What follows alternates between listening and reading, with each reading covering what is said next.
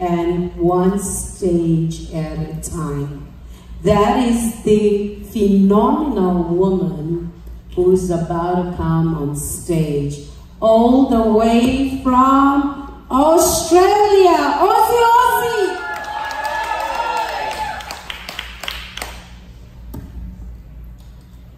I believe every story has a voice.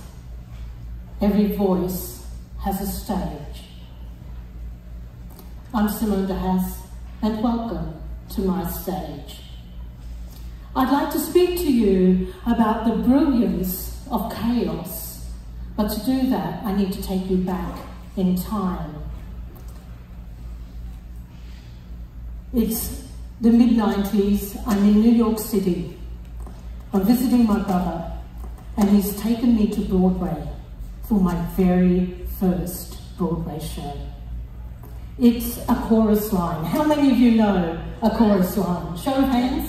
Oh, lots of you, that's fabulous. Now the thing with the chorus line is, it's a story of dancers. And I loved your message about dancing through life. And the idea behind a chorus line is that these dancers have to tell a story, and they step up to the line and they share their story. And in doing so, they have the opportunity to be cast in the musical. So they need to be authentic. They need to drop the masks. And as I watched that show, I realised something magical. And I walked out of that theatre. Well, actually, I didn't walk, I floated. I was so transported by that production. I just floated out of that theatre, out onto the pavement in front of the Schubert Theatre with all of the lights. And I just knew. Have you ever had something land so heavily but lightly in your heart, with such purpose? And it's landed and you've said to yourself, this is what I want to do for the rest of my life. And even now, it moves me.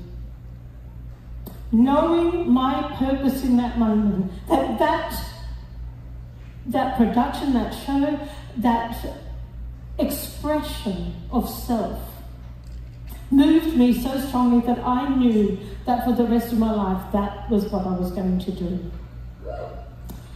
And it is a magical moment, and it is a woo moment, because it's like, oh my gosh, I have found my purpose. I am 20 years old and I know what I want to do.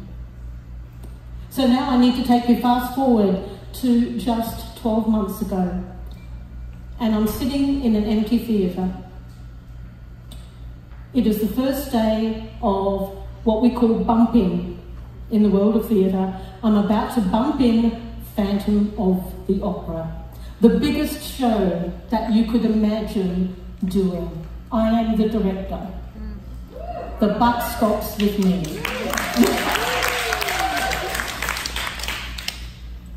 So in the intervening years, obviously, I did a lot of other things, but theatre has always been my through line. Theatre has always been my true north, and I have done that. I've had my own theatre companies. I have worked in theatre for over 35 years.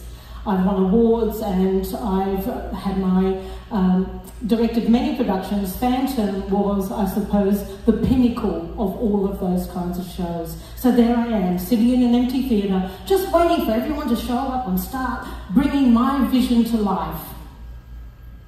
And 8 hours later, I'm still sitting in the theatre, looking at an empty stage. I had 72 hours to bring this production to life. So we had an audience in 72 hours. And 8 hours into my first day of tech rehearsal, there was no one to help. You see, I was working with a blend of community theatre and professionals. And in community theatre, they had jobs. And they all had gone to work. And so finally, at 6 o'clock in the evening, people started to arrive. And finally, we got a chance for the huge chandelier. Do you know Phantom of the Opera? It's got a massive chandelier. In fact, the chandelier would take up this entire stage. So my 72 hours of prep suddenly became contracted. And then the next day I thought, all right, well, we'll make up for lost time. I'll be able to do this. I'll be able to bring extra people in. Something will happen. I just absolutely trusted that it would all work out. And the next day, they cancelled the tech rehearsal on me because they said, oh, well, my crew have been working really hard and we didn't think you needed us. I'm trying to put on Phantom of the Opera and you're telling me I don't need anybody? So then I have 48 hours. No panic, you know, okay, I've got this. I didn't sleep for the next 48 hours. Chaos. In that moment, I was in chaos. I actually did not know what to do. I had very little support. I had no one to have my back. And I just did not know how was I going to move beyond this.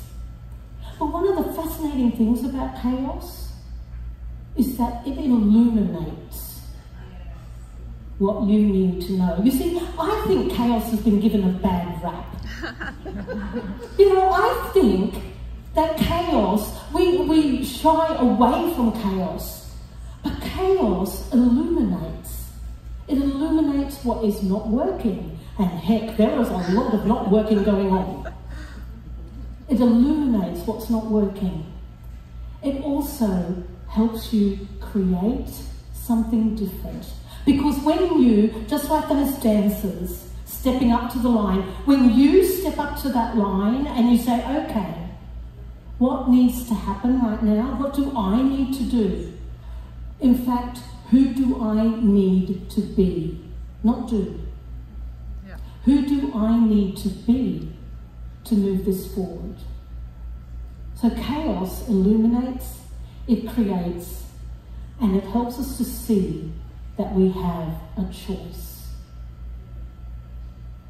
So let's look at how we can lead ourselves out of chaos.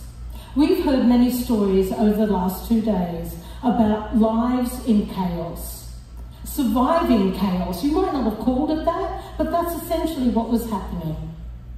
So lives in chaos, lives that have been turned upside down, our individual turning points.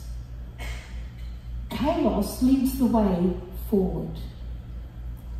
And I'm going to share my acronym for chaos with you now. The very first is that it gives you clarity. When you take a moment and you breathe and you be and you ask yourself, what else is possible here? If no one else has your back, you have your back. You are the most important person in your life, aren't you? So you have your back. So what do I need to be in order to be really clear on what I need to do? The second, H, listen to your heart. Step and drop into your heart. Allow that wisdom to arrive. I'm what is known as a heart channel, or intuitive, or some people might say psychic. So in that moment, I just tapped in to my highest self and to the spirit that guides me and said, okay, who do I need to be? How can I lead out of this chaos? Dropped into my heart. The other aspect of this is that you cannot do the first two unless you are truly yourself. Understanding self-leadership, knowing how you lead through that authentic place of being. What can you do? Who can you be? What is required of you to lead the way forward? Chaos leads. Be open. Take a moment right now to just sit with me and just allow your hearts to open and feel the love. Feel that absolute connection to self, to Mother Earth, to the conference, to all of the beautiful souls in this room. Take a moment to really allow yourself to tap into that beautiful wisdom you all have. When you're open to the wisdom, when you are open to your intuition, you will find the answers. And finally, still. Take a moment to be still and allow the wisdom to drop in. When we're really busy, when we're searching for answers, we go, I've got to do, I've got to do this, I've got to run around, I'll find the answer to that, I'll find the answer to that. And it will lose us because we're so busy, our minds are so busy. But when we take a moment to just be open our hearts, and to be perfectly still and aligned, the answers do show up. And so it was for me with Phantom of the Opera. Suddenly, there were people to help. And I still don't even quite know to this day how we actually managed to open on opening night. Because I'm sitting in that audience going, I'm not sure I can watch this, just in case things go wrong. And I'm so tense. But it worked.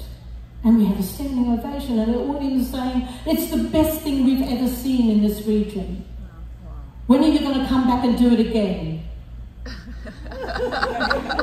What? Possibly never. Chaos illuminates through clarity, heart, authenticity, openness, and stillness. It also encourages us to lead ourselves forward from the heart. Chaos illuminates our truth. I'm Simone de Haas. Thank you. Thank you.